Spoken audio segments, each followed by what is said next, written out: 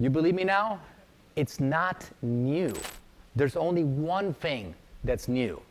So one thing that has changed the game and leveled out the playing field, and that is access to artificial intelligence is now available for all of us. Who has an iPhone here? All right. Siri's virtual assistant is powered by artificial intelligence. Right? Face ID. The reason why nobody can break into your phone, the reason why your kids, doesn't matter anymore if they have the password, right? Because now you can block it only to be their Face ID is because, we have Face ID recognition with artificial intelligence. Photos, used for AI image recognition and categorization. I think that's a pretty cool feature. Like right now I can go and I can say, we got Mother's Day weekend. I want to find all the pictures of my wife with the kids. All right? Instead of having to go through thousands of pictures, I just go and find her face. And it recognizes hundreds of pictures.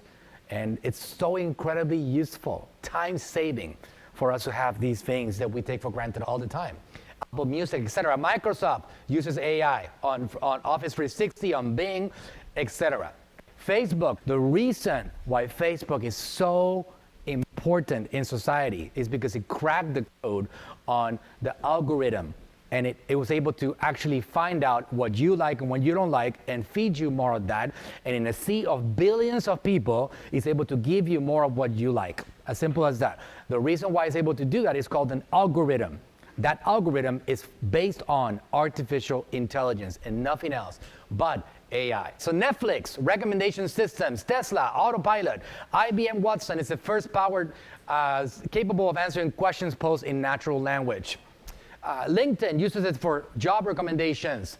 You get the idea, right? Smart home devices, Nest thermostat. I mean, who's had those things? For example, like the iRobots, for God's sakes, they clean the floors. How the heck do these little machines know when they cover the entire floor? You guys know that? That they actually, you turn them on a couple times. This is an actual robot. I've had one for 6 years. 6 years. Artificial intelligence has been in my house. And I just don't call it AI.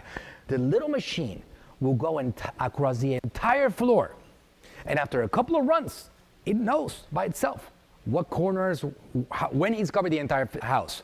I can tell you something. I'm a very childlike person, and I get really excited about things.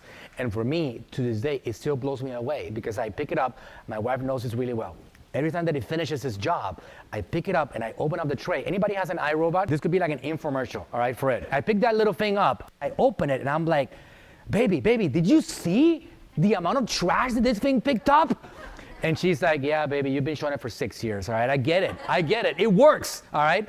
It's incredible technology. And you know what it does? After it's done, it drives itself back to the home base. And it plugs itself in a charger. And it does it all over again the next day without me having to do anything. That is artificial intelligence, all right? So what is so different about the world today? The drones, the televisions, all these things that we have, the gaming consoles. These consoles use AI for features like real-time game rendering and personalized game recommendations and so on. You believe me now? It's not new. There's only one thing that's new. So one thing that has changed the game and leveled out the playing field, and that is access to artificial intelligence is now available for all of us. That's the only difference. It's not like, oh my God, I knew one day these science fiction writers were going to be right and the world was going to end by robots destroying us. No, that's not the case. It's been around for a long time. Are there threats with the level of access? Absolutely, there's threats. Yes, but are we going to stand on the sidelines while somebody tries to destroy it, or are we going to try to do something about it and just try to use it ourselves to sell our products, sell our services, grow more, look at our dreams and goals and try to get there faster, all right? It's as simple as that. I decide to be on that other side instead of just being on social media complaining about how AI is going to destroy our lives, all right? And that's what we're all here to do. AI today is growing faster than ever across the board. Asia, Europe, everywhere. The market is expanding and growing every single year, and forget about what's going to happen this year, all right? Not to mention the explosion of platforms like ChatGPT and all the different tools that have come up from it right now. So all over the place. So there's thousands of new AI tools being developed every year, every moment now at this point, and a lot of people are trying to figure out how do they use that for their own benefit. A few that you should know about, which we're going to talk about, is this one right here. Raise your hand if you have not heard what ChatGPT is. Raise your hand. It is the fastest growing tool in the history of humanity. No tool has ever been used faster than this particular tool.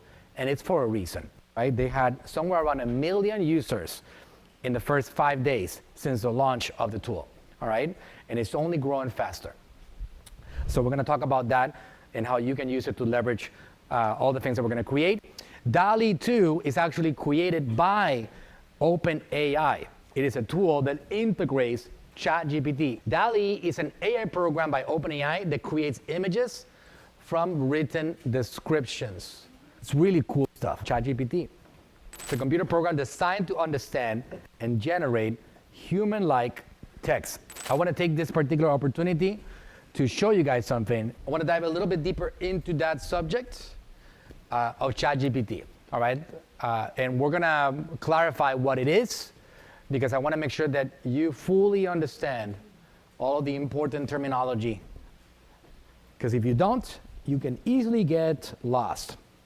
So if you don't know how to access ChatGPT, you can easily Google it, ChatGPT, and it'll give you a link to sign up, to sign in, create your account.